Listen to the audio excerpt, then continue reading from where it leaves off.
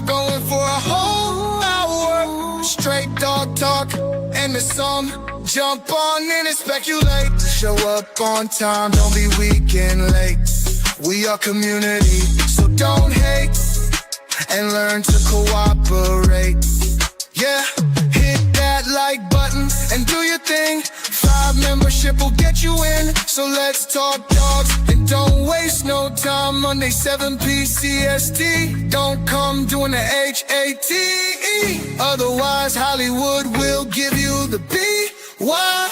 Here we go, kill the whistle. Oh yeah, we are going for a whole hour. Straight dog talk and the song. Jump on in and speculate. Show up on time, don't be weak and late. We are community, so don't hate. And learn to cooperate. Hit that like button and do your thing. 5 membership will get you in. So let's talk dogs and don't waste no time. Monday 7 PCST. Don't come doing the HATE. Otherwise Hollywood will give you the BYE. The BYE, man. What is going on, guys? You know, we do this every Monday and Friday, 8 PCST. And we here once again, man. I see a couple of y'all in here. I see Big Beach Bullies. One thing about Big Beach Bullies, I'm going to tell y'all right now, he speaks a special kind of Spanish, all right? It's not your regular run-of-the-mill Spanish, right? He speaks Cuban Spanish, right? So you see there at the end where it says, right over here where it says, que vola, right? That means what's up, right? And the way that you respond to that, let me bring Michael Higginson over here. What's up, Money Mike? We're going to teach you some, fam? I'm going to teach you some Cuban Spanish today, bro. I'm learning. So, I have my ears open. What's up? So, que vola means what's up, right? So go ahead, try it. Que vola. Que vola. There you go. So you know how you respond to that? Like how you say, you know, what's up back? You say, que vola, ah. That's it. That's it. Que vola, ah. You see what I'm saying? Yeah. Well, what is going on, family? Man, we got J.R. Malero up in here. We got Shamrock Bully Club up in here. J.R. Malero, I've been waiting for more genetics. Well, you know, I'm spacing out the genetics videos because even though it's the one thing y'all need the most, y'all getting a little too lazy, man. Tapped in from Belize, man. We got Brayman Bull saying que vola in English. What up, y'all? All right.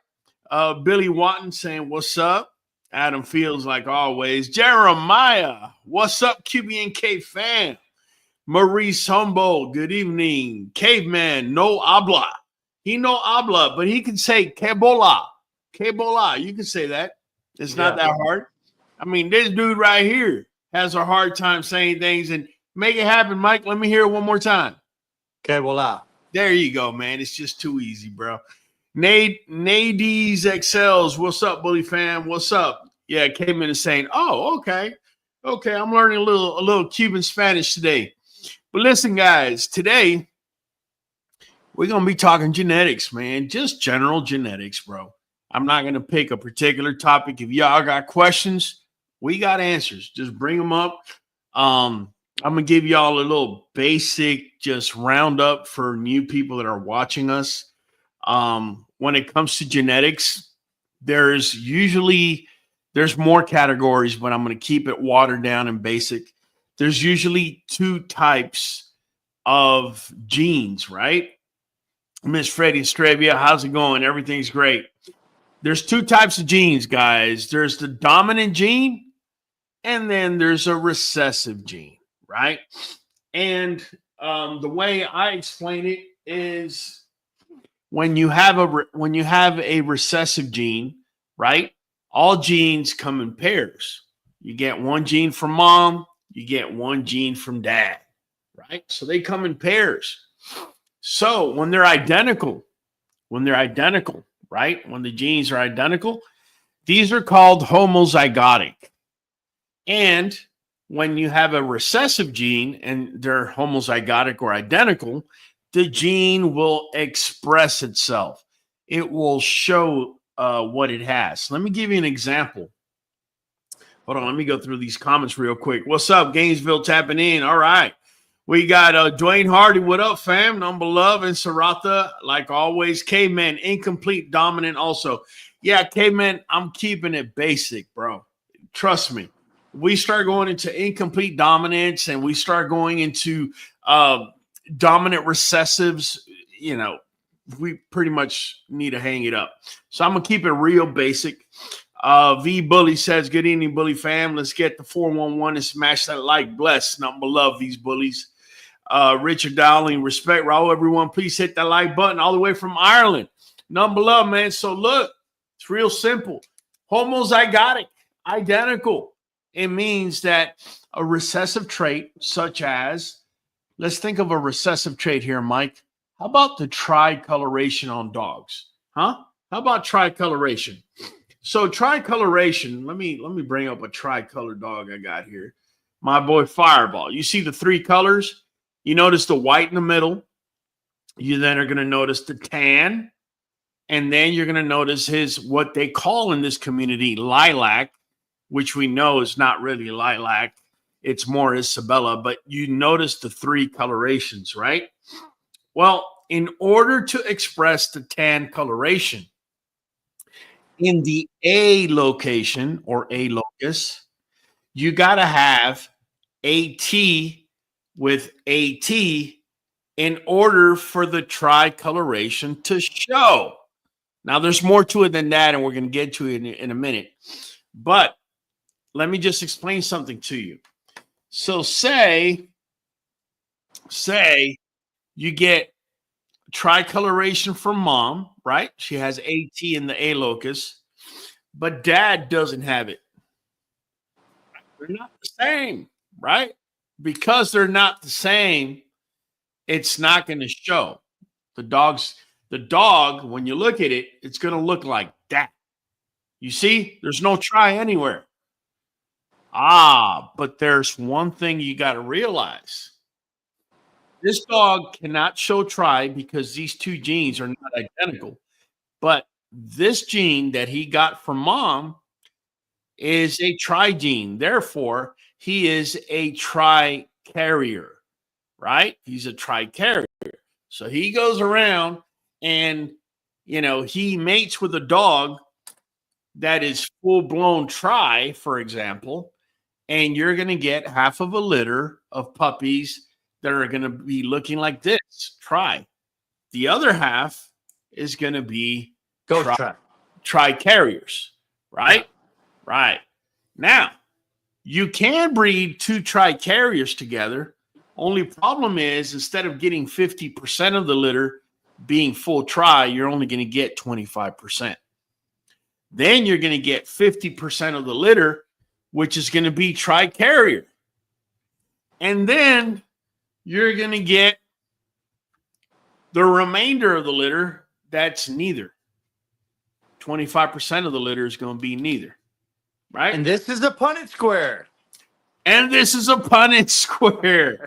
Yes. Now, there's something else I got to tell y'all because it gets trickier and trickier. Don't say so, Raul. Oh, yeah, I'm going to let you know how tricky this is going to get. Let me get through some of these comments before we continue. You got to get the K locus involved now. That's, you know what? That's when my dude over here, Mike, do me a favor. Do me a favor. I know I didn't prep you for this, but do me a favor. I'm gonna take you off.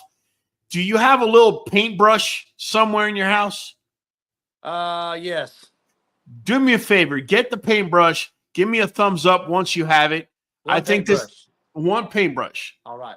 All right, do that. All right. He's going to give me a thumbs up once he gets it. I think you guys are going to get what we're about to show you here. I think it's going to be pretty cool, so stay tuned. Real quick, man. Let me go through some of these comments. Richard Dowling saying, Mike, respect. Showing my guy Mike plenty of love and respect. Chris Cox, me and your boy Calvin have a breeding locked in. I think you'll like for sure. All right, Chris, do me a favor, DM me. Let me take a look at the litter. All right, we got thumbs up. Let me bring Mike. All right, Mike. So, okay, what's up, Bully Nation? Salute, Raul. Okay, so Mike over there, he's got the brush. So Mike over there, He is the K locus, right? So the K locus, right? It's the last coat of paint that's going to be going on the hair follicle. You got to take right? that back a step further for people to go. So there's layers to the hair follicle as to what shows, like layers of paint. Yes. And no I'm gonna matter get what there. colors you go ahead. Sorry. I'm gonna get there. You're just the last coat of paint guy, right? Yeah. You're All the right. last I coat of got paint it. guy. I Let got me it. just keep it simple there, right there. So when we go to the K locus where Michael's at, Michael has 2 cups of paint in front of him. Okay. He's got 3 cups of paint in front of him. He either has a transparent color cup where all he's going to do is just gloss over because it's transparent. It's not going to block the coloration. The next color that Mike is going to have is either going to be dark brown or dark black. And what's going to determine that, it's going to be the B locus or B location. If you have a capital B in that location, It's black. it means black. And if it's lowercase b, it's what? Brown. Exactly. So when you go to K, don't worry, guys. I'm going to bring it up and I'm going to show it in the screen. But when you go to the K locus, if you have KY, KY means he's going to dip his brush in a transparent, clear coat of paint. So the tricoloration will show. And what that means is in which case in the K locus, if I'm dipping the paintbrush in the clear, that's what allows the A locus, which is connected to the K, to be expressed. To be shown. Because what I'm adding from the K is not changing the A. But if it's not in the clear, then it doesn't matter what's in the A. That is correct. That is correct. So what I want you guys to comprehend is that what we're talking about is what I'm trying to break down and simplify for you is a polygenetic chain. Poly means many, right? Genetic chain. Hold on, we got Hollywood here giving me the finger. What's up there, Hollywood? I just want to bring up, well, not only am I back here saying, no, it's this, and I'm wanting to answer too, but it would help a lot of people if they had the color chart. Don't forget, if anybody wants the color chart, they can go get it on the app, and it will really help you out. I just wanted to put that out there. And we also have a really good video on it where it breaks this all down too that I'll end up dropping at the end as well. Thank you, Kyle. I appreciate All you, right, brother, for dropping that. So what I'm going to do is I'm going to show you guys the difference between one dog being Tri, and we're going to use our boy Fireball, versus his half-sister, Aruba, who rather than being Tri was a Tri carrier or is a Tri carrier. She has produced dogs that are Tri, okay? For example, all right, none other than Triple Champion 305. She is the mother to 305. Here's another tri-colored dog she produced, believe it or not, my boy Congo, right? But she also produced many dogs that are tri-carriers, but they have no tri-coloration, right? Sisters to these dogs that I spoke about. So let me bring this up so I can show it to you.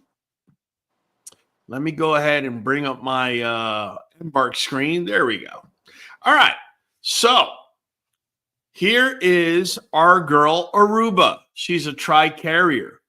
I will tell you, if you look close enough in her picture, in this particular picture, every now and then she gives glimpses of wanting to be tri, but it's just not there. But once we go ahead and we go in, by the way, she has a koi of 18. Once we go into summary, we're going to go ahead and click on traits. So remember how I was talking about the K locus? Remember how I said the K locus is the last coat of paint? Yeah, K locus is Michael Higginson down here, right? Michael Higginson, can I see that brush? Can you make that a little bigger on the screen? Yeah, I will. So Michael Higginson is the K locus. He is the last coat of paint that's going to be going on the dog. So the first thing I always look at before I get into seeing if the dog is tri or not is I look over here. And what I'm looking for is that KB. The first one is the one I care about because in genetics, the dominant gene will always go first and the weaker gene or the recessive gene will be attached to it secondarily. So KB to me means, and let's read it together. The K locus, KB allele, overrides the A locus, meaning that it prevents the A locus genotype from affecting the coat color. Let me explain to you how it does that, because I know I have many people already asking about ghost tri. So I'm going to explain to you how you get the ghost tri. So let me just close this. Let's see how, there you go. Let me close that and let me go here. If you go to my girl, Aruba, you would see she is AYAT. AT is the tricoloration, right? Remember I told you? But the AY is no color, no tricoloration. So she is a tri-carrier. She doesn't have the ability to express it, but if bred correctly, she can give me a tricoloration. In her case, you notice the B locus. She has lowercase b, meaning she can only be brown. She's not carrying black. If she was carrying black, that first B would be a capital letter B. And that shows dominance when it comes to genetics. Okay? So let me show you something. Let me go to her late son, Power.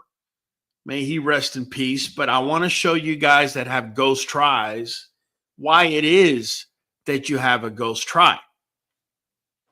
So again, first thing we're going to look at is going to be, what is Michael going to be painting last? And I already know it's telling me here KB, meaning he's going to paint whatever is in the B locus last on the hair follicle. So now we're going to go to the B locus, and this is telling me he's got a capital B and a lowercase b. So go back to the A. Hold on a second. Hold on, because I want to show them something. Hold on a second. I want to show them the coloration of the dog. The dog has a capital letter B, which means it's black.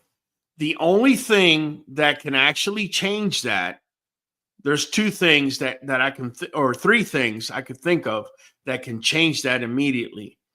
And that is the D locus. When you have two lowercase d's, it means dilute. So if you take a look at Power, you're going to notice he's not really a full-blown black dog. He's actually a blue dog. Okay? So if we go over to the A locus, which you were asking for, Mike, he is AT, meaning he is a tri. But now the only thing we're debating is whether the last coat of paint, right, that Michael has over there with his brush, if it's going to cover up the tricoloration. I can tell you one of the reasons, and Power was a ghost tri, one of the reasons he was a ghost tri and you could see a little bit of the coloration The was because of the dilution of the black coloration that he has. And where does he have that? He has that right here in the B locus. So basically what this is saying is this is a black dog who we're going to dilute into a blue dog. If he was full-blown black, the coloration will not come through, because irregardless what light color I paint on the hair, right? The last thing that's going on the hair is what K locus is going to do to it. And that's what Mike has over there. Remember, I said he has 3 cups. It could either be KY, which will be clear, a clear coat of paint, which is going to show the coloration, or KB, which is going to take me to the B locus, whether it's black or brown. In this case, it's black because he's got a capital B. But because he's got dilution as 2 lowercase d's, we're able to see it as blue. But Mike is going to run another blue coat of paint on top of the tan color. That's why you get a ghost try, because the try really is having a hard time making it through, because that last coat of paint, it's making it that much harder, if that makes any sense. Let me go over to the comments here. Bully Nation, salute Raul. Thank you, man. Jeremiah, how does dominant recessive genes determine a dog's physical traits like coat color and size? Okay. So I just showed you a polygenetic chain. I showed you immediately, I just showed you how a combination of what's happening in the A locus, along with the B locus, along with the D locus, and finally with the K locus, is going to determine your dog's coat color. Okay? If you notice, okay, all it is just, different variables. In this case, is really simple. When it comes to genetics, it could be a lot more complicated. You could have a situation where right now I'm showing what? K locus, A locus, D locus, B locus. I'm showing you 4 variables, and that's going to determine your dog's color. In some cases, you could have a polygenetic chain that could be hundreds to 1,000 characters long, 100 to 1,000 variables long. Okay, so the best that we can do, Jeremiah, is start learning and educating ourselves as to how genes work and as to how we're able to better take an educated guess. That's really what it comes down to. So the first thing we know is the majority of the genes in any animal, they're going to be recessive, meaning you need 2 exactly the same for it to show. In some cases, you're going to need them to be the same for 20, 30 different variables long in order for it to show. Okay? We know that there's, by a large number, a very small minority of dominant genes. What is a dominant gene? A dominant gene is a gene where you get one from mom, say this is a Merle gene, and you get one from dad. It's a non-Merle gene. This gene is, because it is dominant, he doesn't care what's over here. He's going to show regardless. That's what a dominant gene is. Whereas a recessive needs an identical gene, like in the case of Tri, to be able to show it. If you don't have that, you become a carrier. And you can only be a carrier when you're dealing with recessive genes. When you're dealing with dominant genes, this really doesn't matter. What matters is this, because this is what's going to show. Okay, if that makes any sense. So let me get to the nitty gritty of things now that we got to some basics, because people want to know, oh, my dog's head is small. How can I make it big? All right. So real basics. I'm going to give you some real basics, guys, so you can start comprehending how this thing works. A big head. A big head is a very recessive gene. It's a recessive gene. You got to have it on both sides. Okay. How do I know this? Raul, how do you know that a big head is a recessive gene? Well, because it is so easy to breed a big head dog to a small headed dog, and she will give you, if not the entirety of the litter, 9 out of 10 are going to come out with a small head. Why is that? Let's dig in a little deeper. Do you know why that is, Mike? Do you know why a small head will always trump a big head? And not just dogs, but pretty much animal world for the most part. Do you know why? Isn't it because of the consistency in the polygenetic chain when it comes to those pairs being recessive? Well, it's almost unfair I ask you this because it's actually a little bit, the answer comes from something totally different. So in the animal world, right, everything that you have must equate to what you're eating. So let me give you an example. If you go to a gray wolf pack out in Yellowstone Park or whatever, you're going to notice, wolves are big, but in proportion, their head size to their body, their head is actually not even wide.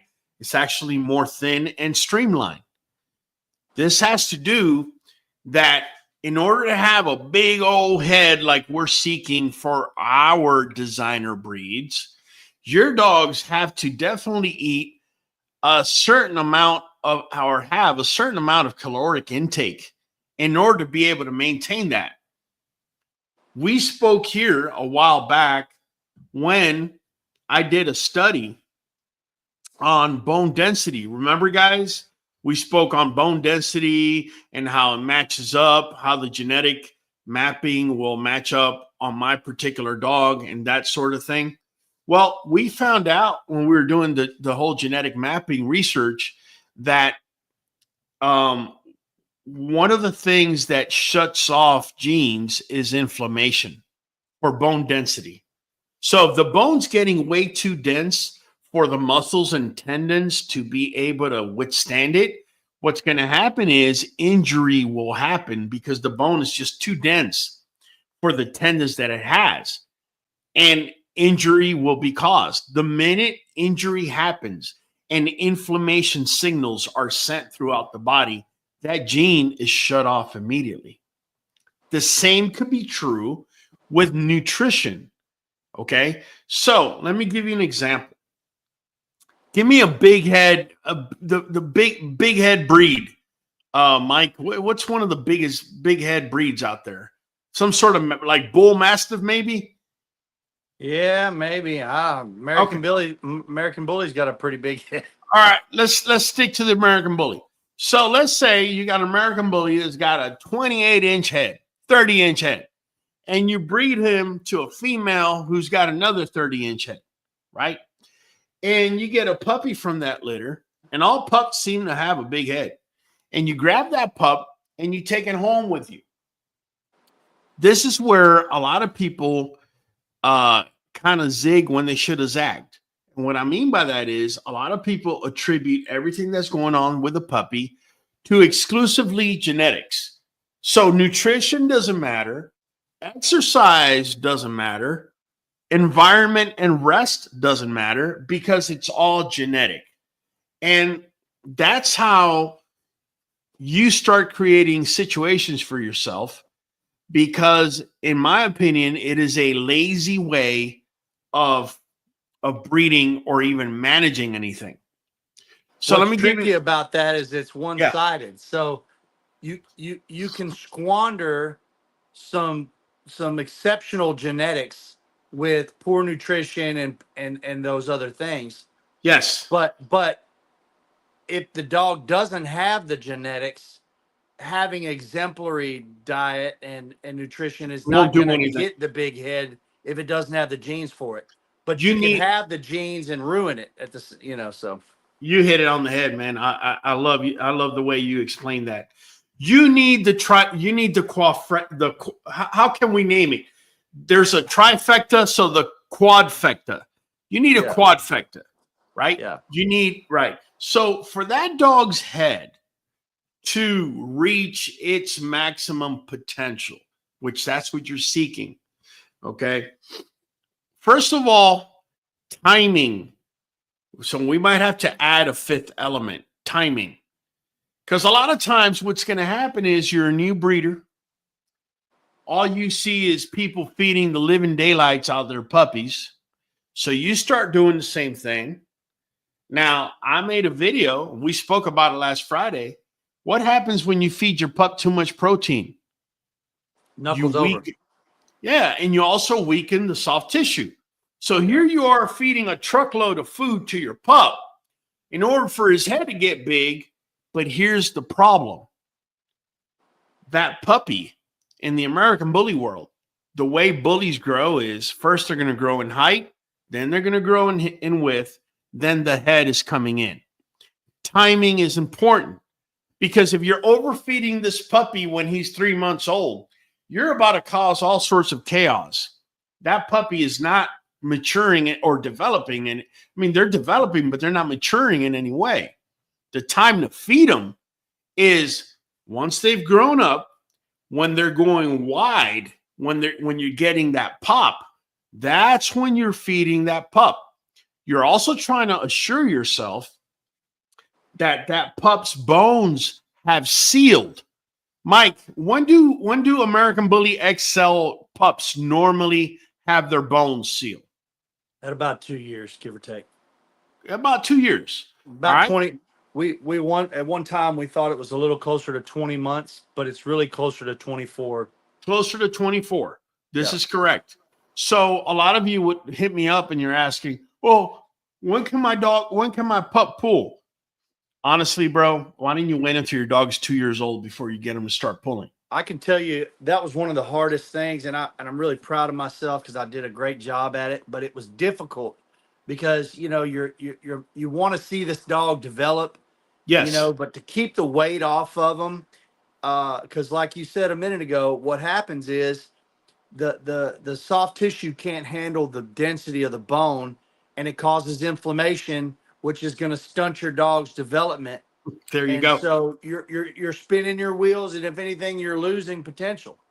So you keep the dog light and be, like you said, timing and weight to those bone plates seal, and it's not going to hurt the dog to put that weight on it. And then that's when the head's coming in anyway, and that's when you put that protein on there.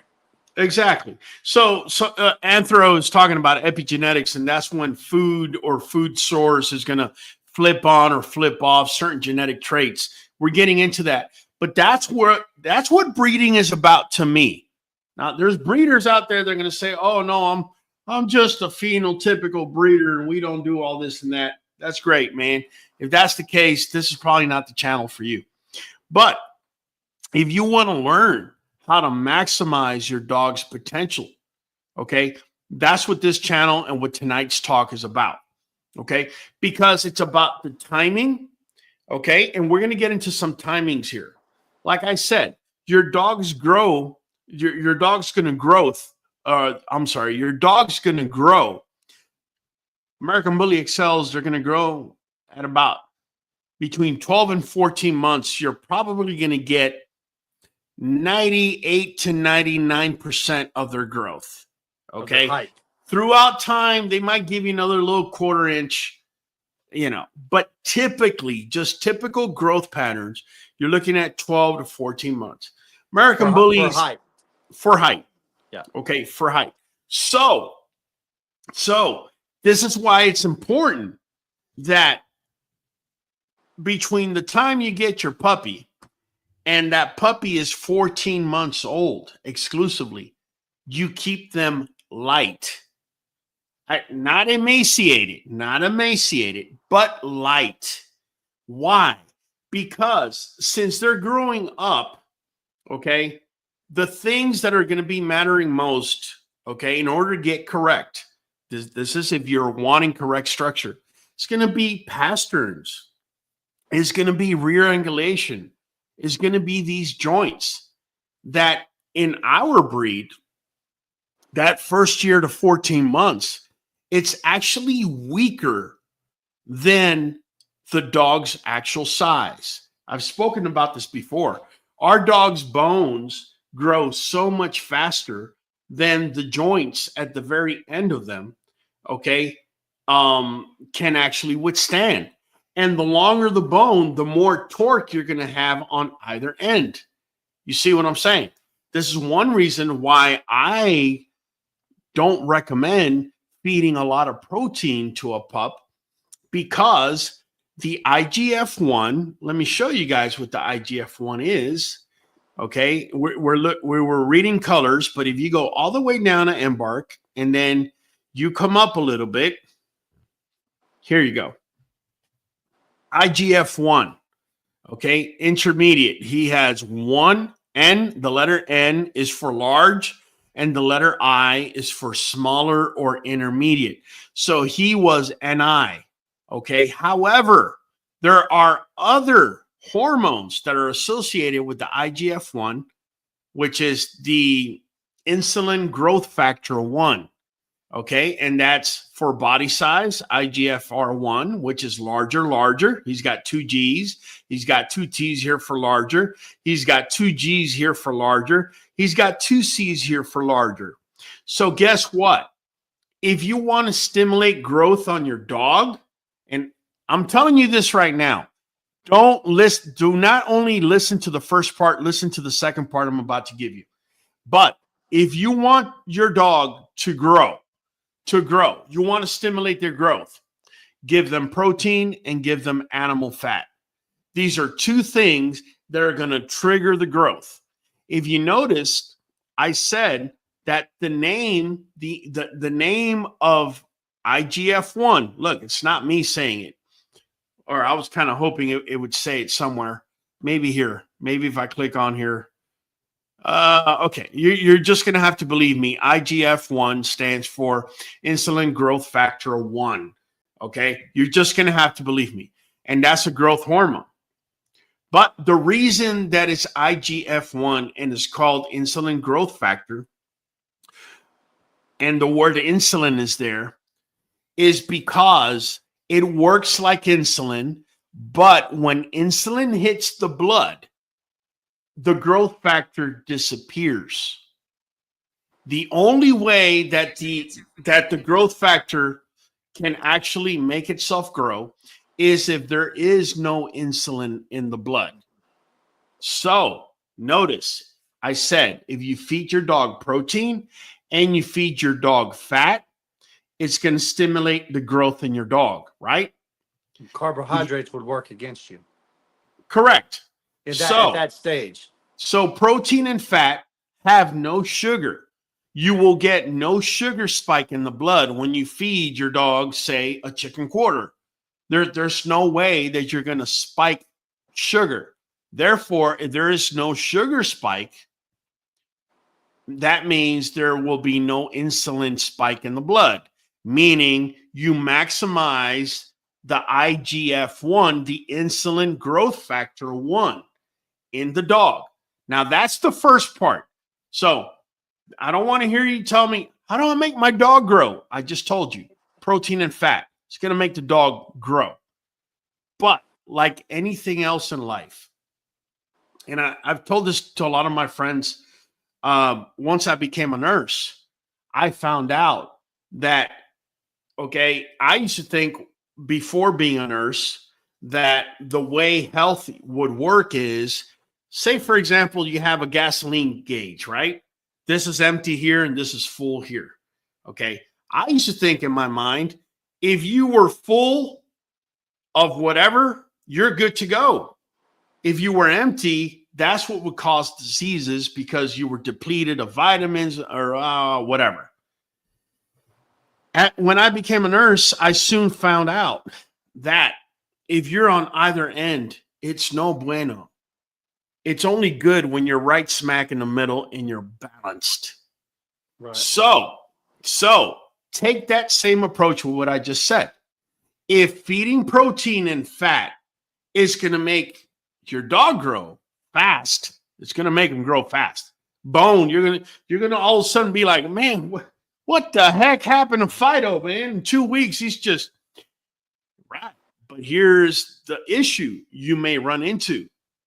If you make Fido grow too fast for his tendons, ligaments, and overall soft tissue cartilage, then Fido, yeah, he's going to grow a little bit faster, but now Fido's legs are going to open up a little bit, and he's going to have to compensate in different ways because his structure, his soft tissue, was not meant for that type of torque. This is why I always recommend keep the puppy light, right? For that first year and a half, just keep him light, man. Keep him light. Let him be a puppy. You see where I'm coming from. Here's something ironic right in the middle of this, right? All right. Puppy food is predominantly high in protein. Yes. Which is why we don't feed our puppies puppy food. Correct. Because we don't. Yeah, if you look on the shelves and get food for your puppy, you're giving them this high protein diet, which is not what they need, especially in our breed, because then the bones are outgrowing the soft tissue. Correct. The propensity for that is increased tremendously. This is correct. Now, I will tell you this, right? Breeders ain't going to tell you this, but I'm going to tell you this. So one of the reasons breeders love feeding puppy food to puppies is because they get nice and fat and they're easier to sell. Because you, as a novice or a new breeder, you look at a beefed up puppy and you're already thinking in 2 years, he's going to be, this little puppy's just going to grow into this big monster. And the truth of the matter is that's not necessarily true. And it could go both ways.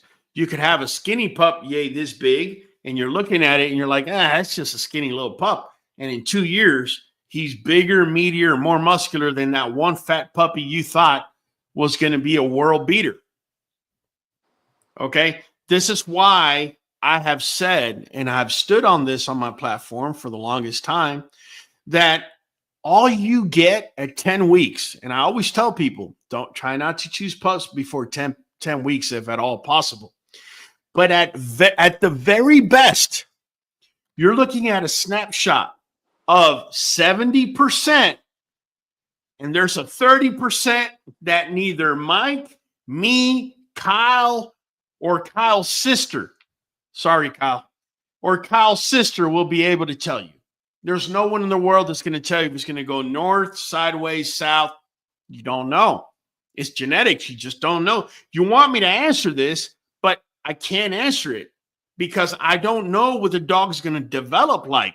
First, let's let him go between now to a year and a half so I know what his development was in the first part of his development, which is going to be growth, and it's going to be upward growth.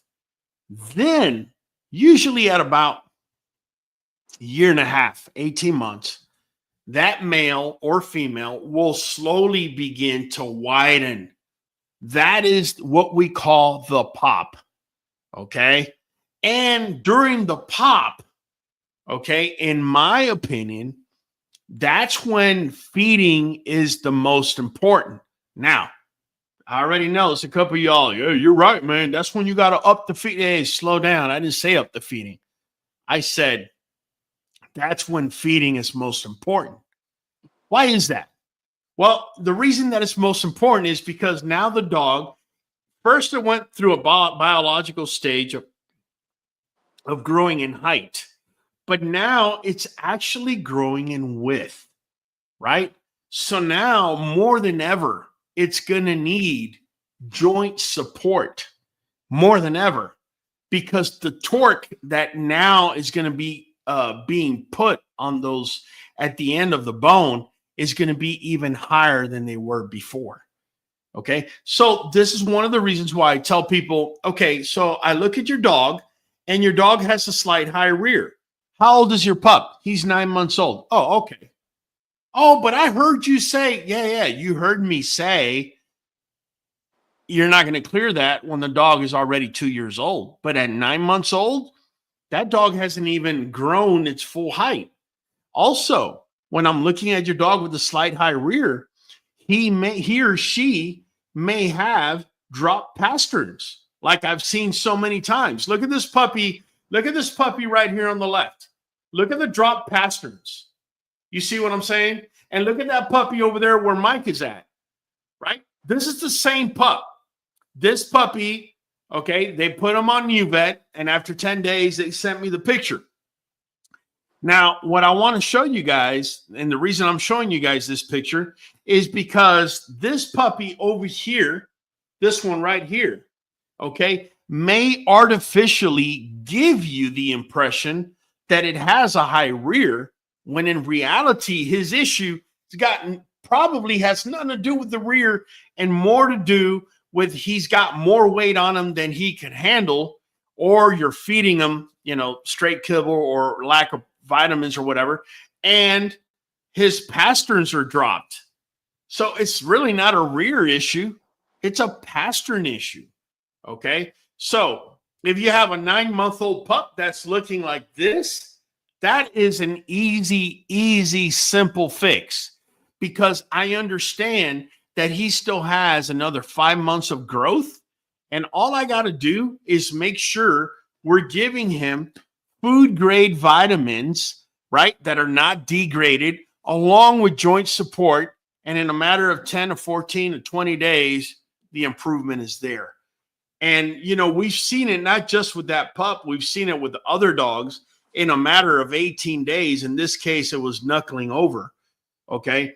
But my whole thing that I want to get across to you guys is that, whenever you're feeding your dogs Nuvet or NuJoint DS, vitamin wise and mineral wise, it's going to switch your dog's genes up or on, okay, and maintain them. Not only that, excuse me, I've noticed it's got several ingredients that are very much anti-inflammatory. This is one of the reasons why it becomes night and day whenever you see somebody using Nuvet for the first time. It's night and day. And that's because the kibble that you're feeding, excuse me again, the kibble that you're feeding does not provide the vitamins your dog needs. Raul, it says it here in the label. Yeah, it does. It does say it there in the label. But if you continue just reading what's on the label and not thinking a little bit, you're going to be a very sorry person before you know it. What I mean by that is they do put those vitamins in the kibble. The problem is in the process of cooking, we already spoke about it. Yeah, we already spoke about it on Friday. At 86 degrees, vitamin C starts to degrade. By the time you get 140, 170 degree, it's almost worthless. They got to cook kibble at 350 plus 4 hours to get the moisture out. So a lot of times, yeah, it says it on the bag, and at some point it was there, but it's not bioavailable. Body can't use it for its intended use. See where I'm coming from? And that's where a lot of people run into issues. Let me answer some questions, man, because I know I've been talking here for a minute. Y'all have to excuse me. I got something that's making me cough. We have a question over here, Shamrock Bully Club. So I have a white female that supposedly came from a Merle and a chocolate tri. I'm trying to figure out if that's possible. Okay, Shamrock Bully, do genetic testing. I mean, otherwise, bro, I'm gonna be chasing my own tail here with you. Do genetic testing. And the thing about that is this: if mom or dad is Merle, if either one is Merle, and you know that, we recommend genetic testing on all puppies, but definitely when mom or dad is Merle, you really, really, really need to have it, because the dog could be Merle and not show it. And then if you wind up breeding that dog to a Merle dog, thinking it's not Merle, you could cause some real problems. Which is probably what happened in this case. So I have a white female dog. Really? Let me give you an example. Does this look Merle to you? everybody that's watching us live and even not live, put a yes or a no. Does this dog look like she is Merle to you? Absolutely That's my not. question. So I'm going to show you guys something so you could understand why it is that we do genetic testing. So that girl I just showed you is my girl Chanel. So let me bring up Chanel's genetic test. Here she is, Chanel. That's her. Check it out. Okay. Check it out. We're going to go to traits. We're going to look at the letter M, and we're looking for a capital letter M. And there it is. Check it out. It's right there. Dun, dun, dun. Dun, dun, dun, right? So, right? So, what happened to you, buddy, is you probably got, and I'm only talking on probabilities here. You probably got some dummy that got a dog like this and never did genetic testing, bred it to a Merle dog, and now you got yourself a double Merle. Hey, Ralph, how the hell did I get a white dog from a chocolate tri and a Merle? That's how you get it. And now you're probably going to have issues. You may have hearing issues, eyesight issues, heart issues, because the heart needs melanin, kidney issues, and liver issues, my friend. Yeah. And that one breeder that you bought from, he probably says he doesn't do genetic testing because he knows when there's something wrong with his dog. Yet you're the one that's going to be paying the vet bill here in a couple of years. How do you like them apples? This is why Dave Wilson said the other day, why he over the years he's been impressed with the Merle American Bully community being more knowledgeable about genetics, because as they dove into breeding Merles, they bumped their head if they didn't genetic test. So the percentage of the Merle Bully community that's genetic tested is up in the high 90s, I'm sure. Okay, let me correct Anthro here. So Anthro, you do not carry when you have a dominant gene. Merle is a dominant gene. You notice how there's a capital M? He could care less what's that lowercase m, which means no Merle. He could care less what's there. He's going to show himself. Therefore, you cannot be a carrier when you're dealing with dominant genes. You can only be a carrier when you're dealing with recessive genes. Remember, recessives both have to be the same, but if they're not, then you're a carrier of whatever this is, right? In this case, this is the dominant gene, and he could care less what you put next to it. He's going to show. So there's no such thing as a carrier when you have a dominant gene. And what that means, Anthro, if dad is a Merle and mom is not, we know some of the puppies are going to be mom and some of them are going to be dad, but there's no in between, not with a dominant gene. So some of the puppies are going to be Merle like dad, and some of them are not going to be non-Merle like mom, but it's one or the other. But in the case that was presented was, how do I get an all white dog from a chocolate tri and a Merle dog? Well, the answer is that chocolate tri dog was probably Merle. And now you have exactly what we try to educate on this platform to not have, because now you have a dog that may have health issues and you're going to pay for it. It's that simple. Mandy says, should I have ordered the Joint Support DS and not the Plus?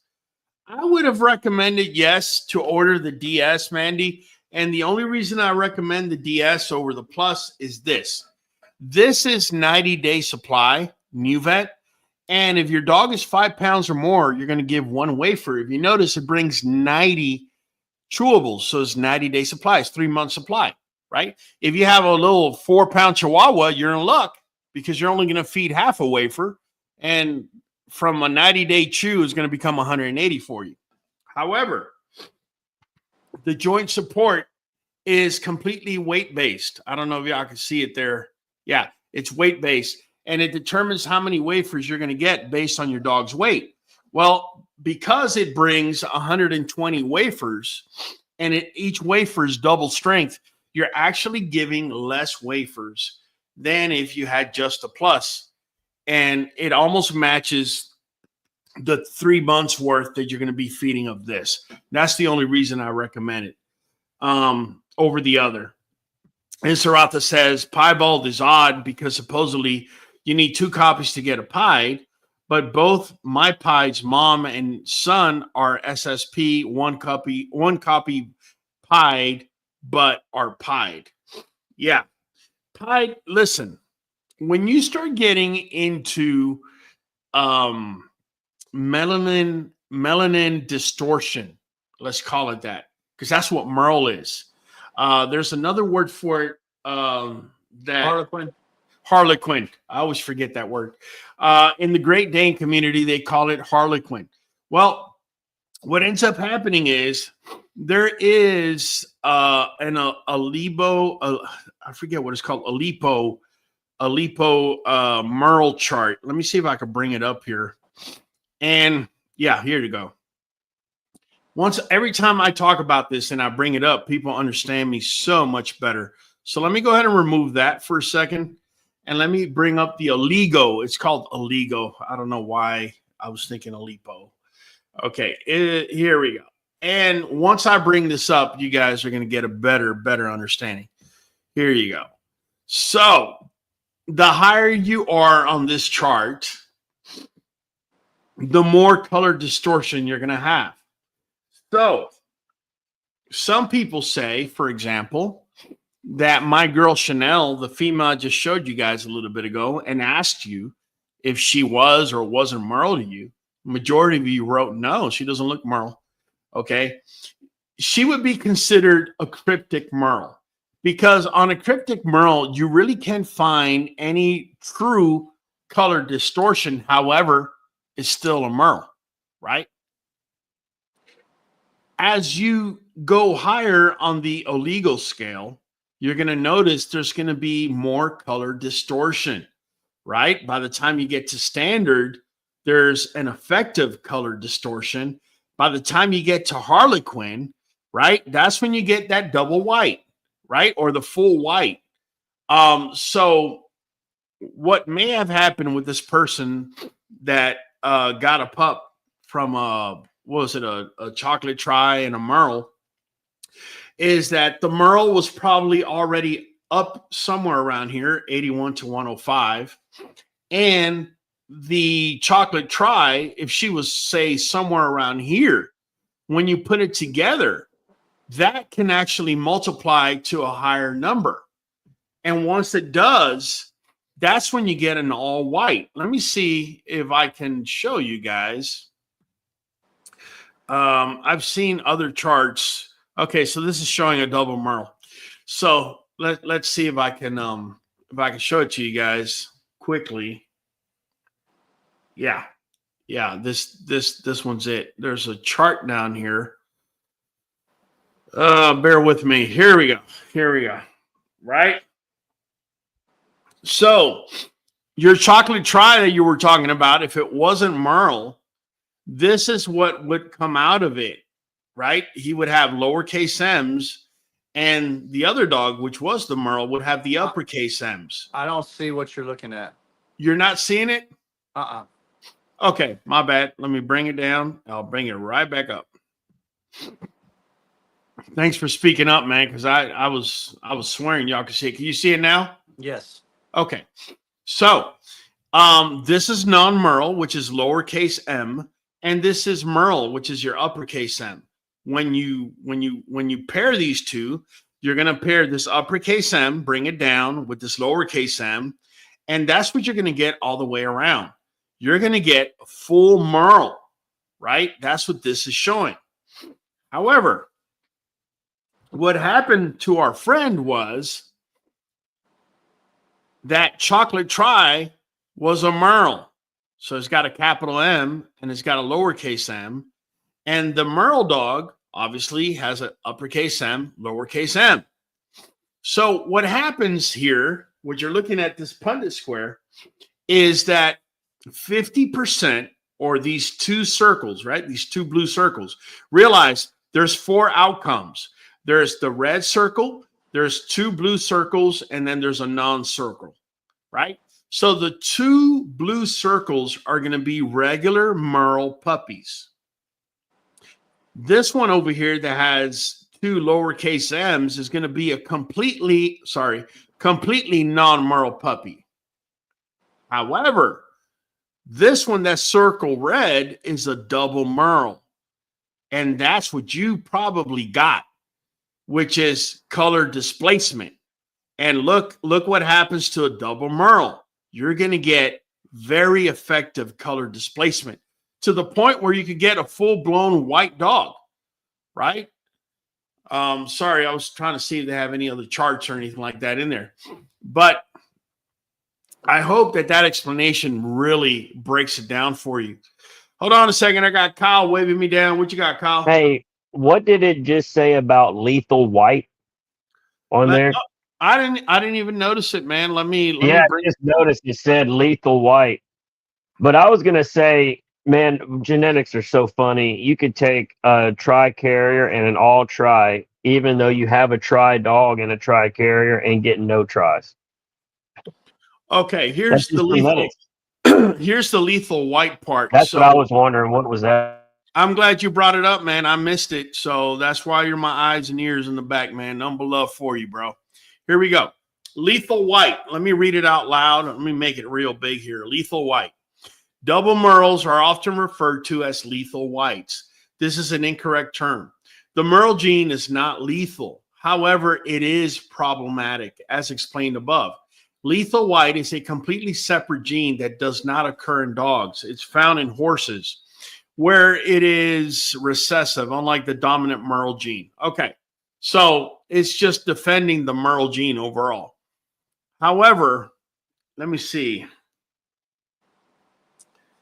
Okay, I was trying for it to show an explanation as to why you don't want double Merle. It's because it displaces melanin that is needed for the ears, the eyes, the heart, the kidneys, the liver.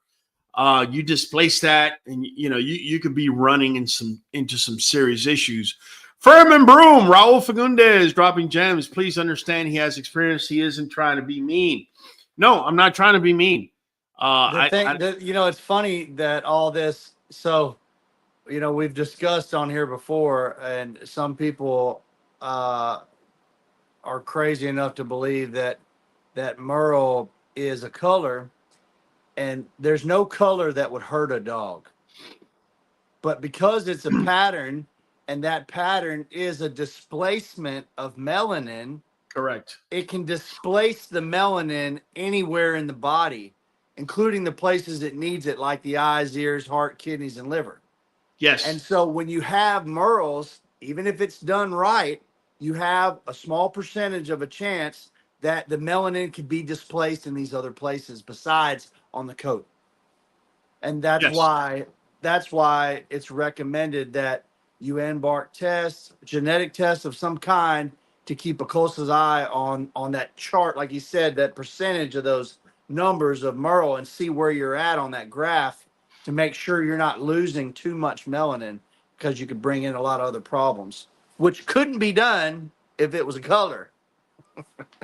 That is correct. I mean, it's it's rather unfortunate. You will have people in this community that will sit up here and me, and then you ask them, is Merle a color or a pattern? And oh, it's a color because I read books from a foreign country and it says it's a color. Well, but you're in America, bro. Like we're at the cutting edge of technology. Why do you need to read a book from a third world country? That's why you got your facts all screwed up, man.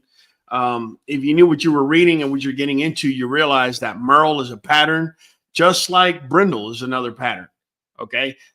Colorations, colors in dogs will not affect the dog, for the exception of albinoism.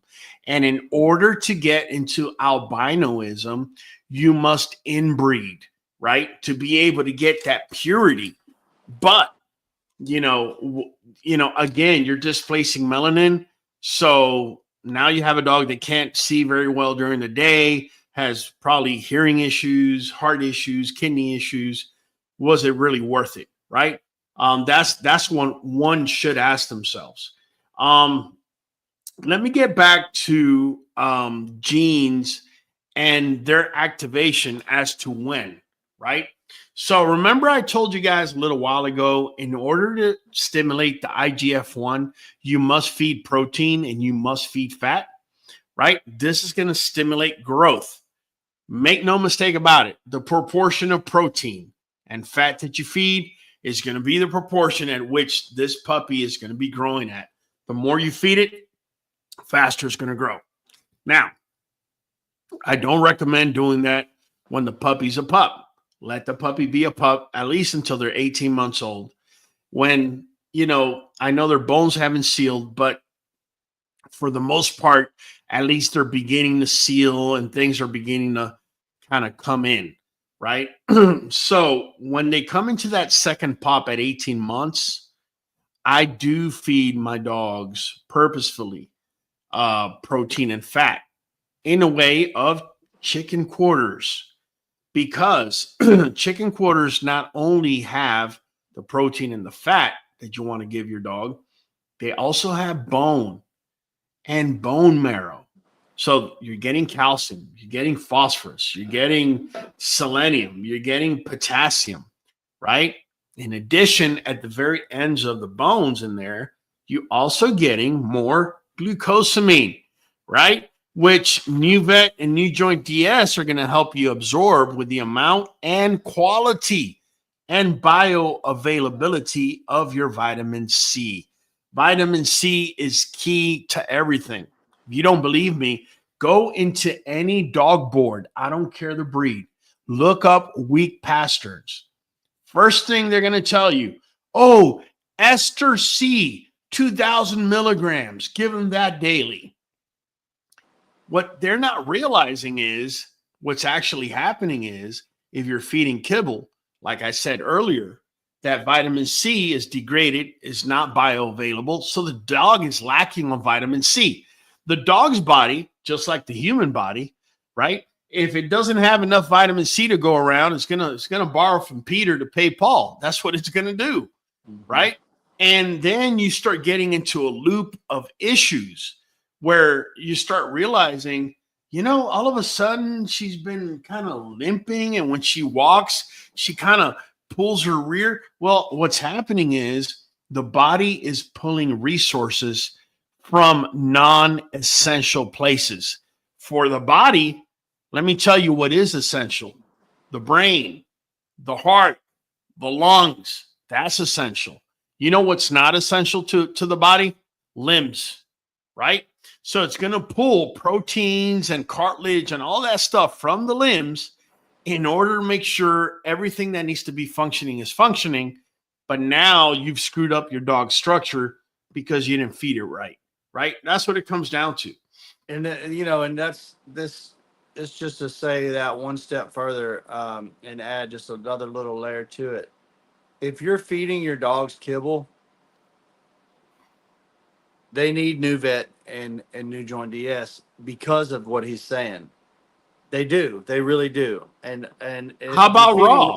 How about raw? If you're feeding raw, they still need it as well. But because kibble is so deficient, because it's been burnt out of the food so much, yes, it's almost dangerous not to use it with the kibble. Because you're not getting anywhere near the nutrition that you need. Now with raw is predominantly protein. Even if you're putting certain vegetables, you don't have the full balance of nutrition that you need with raw. It's really hard to balance a raw diet with the full spectrum of nutrition. Well, let me say this. The reason I recommend Nuvet and NuJoint DS for people that are feeding raw is because in this country, in America, right, we either pack them with steroids, antibiotics, growth hormones, whatever. Guess what the body's filter is? Which organ filters the body? Liver. Liver. You want to see where all that steroid and growth hormone and all that crap ends up?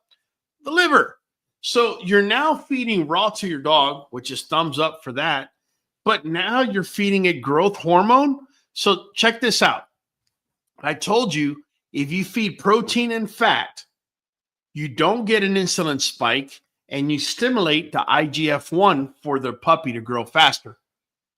Take some of that bull or cow liver that has steroids and growth hormones in it and add it to the protein and fat you're already feeding, and you could already see why we will run into issues supremely fast, right? So what I recommend is Nuvet NuJoint DS because it's got the minerals, and NuJoint DS because it's got the minerals and the vitamins you need. However, it doesn't have the growth hormone or any of that. That's the reasoning behind that. Let me see. I'm trying to see. Says wild caught salmon oil alternated with coconut oil works great. Yep. Those oils are definitely good for dogs. Genetic mutation Merle. Okay, let me get into this genetic mutation Merle, Shay. Let me get into this because a lot of times, and we've seen it here. I've had guests here that say, "Oh, Merle is a genetic mutation." Yeah, well, no shit, Sherlock. It is. But you know what? It happened naturally in nature. Yeah, I agree. We have designer dogs, and I agree we bring the Merle gene in. But to sit here and say it's a mutation, and to me, whenever I hear somebody being too involved with just that one argument, usually tells me they don't know what the hell they're talking about. Okay? Because you can manage the Merle gene. It's manageable. You need genetic testing. Oh, you don't do genetic testing. Okay, I see where the problem lies. You're just full of shit, right? You need to genetic test if you're breeding Merles. I proved to you. I had Chanel. She was walking around cryptic Merle. Nobody would have ever known, not even me. And I will tell you this, the color brown, particularly the lighter color like fawn, hides Merle very, very well. So please, if you're going to buy a fawn puppy, make sure you have genetic testing. Otherwise, you really don't know what you have in your hands, guys. Right? All right. Mike, is there anything else you want to hit, man? We got a bunch of people up in here, very excited with the information we're putting out. I think it's worth it to touch on how the Punnett square works a little better because Sure. I think that's a great tool for people at home. It's the simplest tool to jot this shape out and then look at mom and dad and put things together and look at probabilities. Okay, let me bring up the Punnett square. We kind of looked at one there with that Merle chart, but if you could put one together with the mom and dad and kind of show people how that works, maybe a couple of different ways. I think I don't know. It was very, very revealing to me to see it on paper, kind of how that works. Okay, I think I got one here that is very, very, very simple, and it will. I think the simpler we make it, the easier it will be for people to comprehend it. Because once you see it, it's like, oh, okay. So, Punnett square. First of all, this is just the beginning, right? Punnett squares are usually pretty good when you're dealing with one particular gene. If you're dealing with a polygenetic chain, this is not going to fly. You're going to drive yourself nuts. But if you had a yellow pea, which at the very top, a yellow pea pod, which is lowercase g, if you notice, they're yellow. And on the left, you have a green pea pod. If you notice, he is green with a capital G for green, and then yellow, lowercase g, which means he is going to show green, but he is a yellow pea pod carrier. Then all you got to do is bring down the letters, right? One by one. Bring down this lowercase g to marry with this uppercase G. Do it Bring with your down. mouse. Is your mouse there where you can where you can drag, see it. where How you about know now? where you can drag them. Yeah, I can see it now. Okay. Drag the G's together where they go. So this lowercase g comes here, and this uppercase G goes here, and you have an uppercase G with a lowercase g. So the You green then, comes through there. yeah, green comes through there. Right. You then bring down this lowercase g with this lowercase g, and you have two lowercase g's, so you have a yellow pot. You then come over here, you bring down this lowercase g, and you bring this uppercase G all the way over here, and you have a green pod. And you do the same thing again. You bring down this lowercase g with this lowercase g, and you have yellow pod. So basically, what this is telling you is, if you were to cross-pollinate this yellow pod with this particular green pod who has a yellow pod carrier, you would have two full-blown, right, yellow pods, and you would have two green pods that are yellow pod carriers. This is a 50-50 proposition. Okay, this could be done, okay, with individual genes. When you're dealing with genetic chains, it becomes a little bit more complicated. Now, hold on, man. We got a bunch of comments coming in. Let me see what they're saying. Is muscle size and bite recessive or dominant? Okay, so I can tell you already it's recessive, but further than that, I'm going to show you why it is recessive. Okay, I'm going to show you. So let's bring this up. Can you see my screen, Mike? Yes. Okay, so let me get out of here. Let me figure out which dog this is. This is Chanel. Hold on. Okay, she's not going to do it. Let me just find one that has a short muzzle gene. So let's look at our girl Mocha, for example.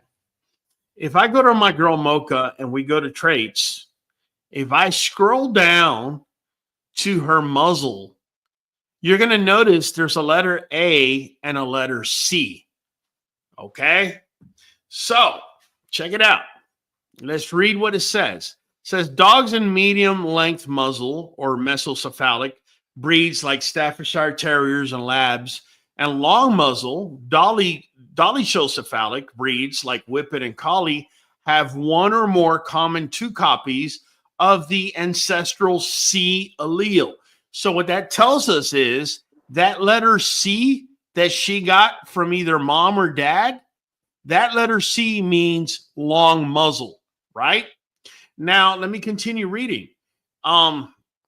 Dogs in many short length muzzle brachiocephalic breeds, such as the English Bulldog, Pug, and Pekingese, have two copies derived of the A allele. So this A that she got, whether from mom or dad, means that is a short. So she is a short muzzle gene, right? With medium to long length carrier. That's what that means. However, the reason it says likely medium or long is because if you notice, it's not two A's. If it was two A's, they would be identical and they would show as short muzzle. But because it's not identical, what you get is that medium to long muzzle.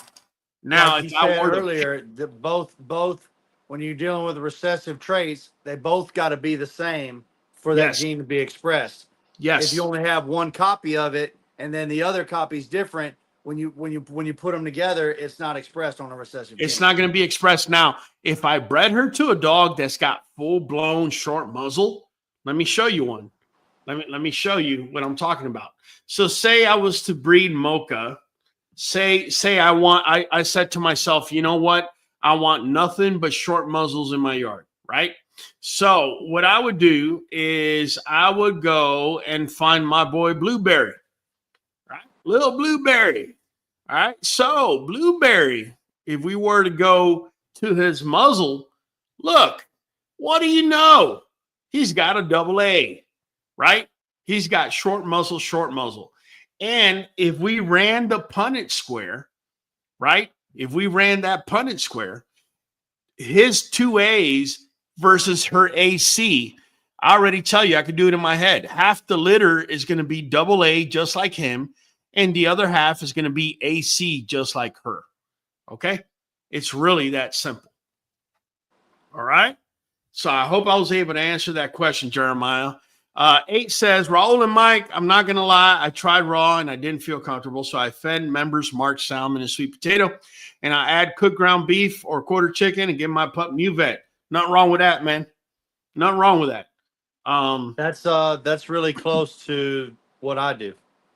Yeah, nothing wrong with that. I've been messing around with raw, cooked, and kibble. So nothing wrong with that, man. Let me see. Shay says, I love Nuvet NuJoint. I'm so grateful for a clean, safe product. Thank you so much, Shay Tree. Vitamin C is a key. I love it. Helps heal my dog pre and probiotics. You got that right. One of the most amazing things, the most amazing thing about that supplement, Nuvet NuJoint DS, they've never had a recall. Never. No. And if you get to researching different products, that is unheard of. Yeah, they always have a recall somewhere along the ways, man, for some reason. Astro Plumber says he also asked about the bite. I'm going to tell you guys, it's the same thing as the muzzle. That's okay, right. So if you have a female that's got an underbite and you got a male that's got an overbite, does that mean they're both going to come together? What that means is some pups are going to come together. Some are going to have an underbite. Others are going to have an overbite. It's just a matter of percentages. I've told you guys when it comes to genetics, it's all about percentages. There's no such thing as 100%. This is how it's going to go. It's never that way. You're trying to control the probabilities is what you're doing. Yes. Yes. You try and control the probabilities. This is how breeders going forward, in my opinion, this is the future of breeding.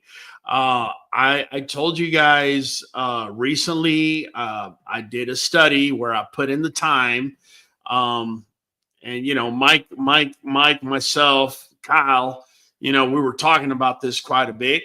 We put in the time, and these, what you're seeing on there right now, are genetic markers for bone density, right? And this is what I did with one of my dogs' map to see if her, you know, if the coloration, the orange color, her orange coloration would fall where these markers are. I truly, firmly believe that that's going to be the future of breeding. It's already here. How do I know it's already here? I'm going to tell you why. Because ever since we did that video, Embark took down all the genetic maps. They realized I was giving out information for free. And I'm pretty sure sooner or later, they're going to come out with a product that you're going to have to buy in order to get that genetic map so you could, you know, overlay it and kind of see where everything is falling, man. Jeremiah says, thanks for the education, Raul. No issues, man. None but love. Chris Correa says, I see some people say 2 to 3% body weight when feeding raw and some up to 4. What's the best recommendation for XL Bully? I've got that one. Go ahead, shoot.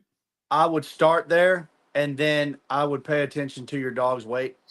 If your dog is putting on more than you need the dog to put on, then I'd back it down. Try maybe 2%. How do you know? How do you know the dog is putting on too much or too little? You want to be able to see the rib cage itself, yes, but not the individual ribs. Correct. So if it looks like a hot dog and there's no definition of any kind around the rib cage, it's got too much weight on it.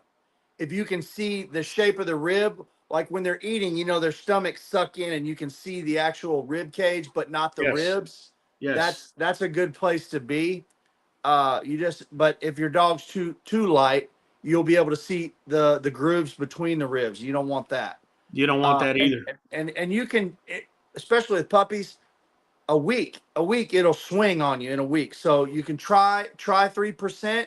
If you're not gaining what you're trying to gain, then go to 4%. if you know, and it, you know, and so on and so forth. So If you're dealing with puppies, I'm going to recommend it right here, right now. I know you're not asking, but I'm going to say it anyways. Whatever you're going to feed, make sure you're doing it 3 times a day so that they don't go into catabolic state, which is where they start breaking down protein into amino acids so they could try to convert it to energy. The body's not very efficient in that, and you'll notice the puppy lose a lot of weight and a lot of muscle like that. So all that muscle that you were trying to get that puppy to gain, you could lose it. You could lose it rather quickly.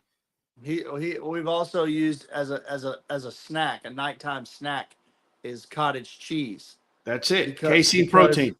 It burns really slow, and it'll keep the dog into going into that catabolic state through the night. Because obviously, like you said, you're feeding a puppy 3 times a day. That's it. Well, through the night, you're not feeding it at all. So that long stint without food is a good time for that cottage cheese to slow that system down, so it's not able to burn that muscle. Yeah, it just takes a lot longer for it to digest. And while it's digesting it, it takes about 8 hours for it to digest. The body cannot go into catabolic state while it's digesting. Keeps it Right. busy, yeah. Yeah. Let me see. Astro Plumber says, do you think we can one day pick and choose genes to create the ultimate dog like genetic manipulation? Unfortunately, yes. I think that one day we will get there. To me, it kind of defeats the entire purpose, bro. If you ever get to the point where it's like filling out a lottery sheet, okay, well, I want this gene and this one and this and that, and that's what you're going to get, then, you know, what fun is it to breed at that point, in my opinion? But I do think that we will eventually get there. I got Hollywood waving me down. What you got, Hollywood? Oh, I thought it was that time. But I was gonna say, when me, I do puppies 4 times a day, but that's just my preference. Yeah, but I three. break should their be minimum. food up to 4. Yeah, 3 should be minimum. But listen, man, start us up. I think we've had a good live. Yeah, man, for sure. Start Your us boy up. Hollywood Holland, your boy in the back of the queue, and we're catching you on the next one. Michael Higginson. Michael Higginson with QBN Kennel, man, your co-host with the most. I enjoyed it tonight, man. Catch y'all on the next one. Hey, man, nice and easy. We do this every Monday, every Friday at 8 p. CST. You already know. And before I let you go, que voila, you already know. It's Big Raw from the queue. I'll be catching you on the next one. Here we go, kill the whistle. Oh yeah. We are going for a whole hour. Straight dog talk and the song. Jump on in and speculate. Show up on time, don't be weak and late. We are community, so don't hate.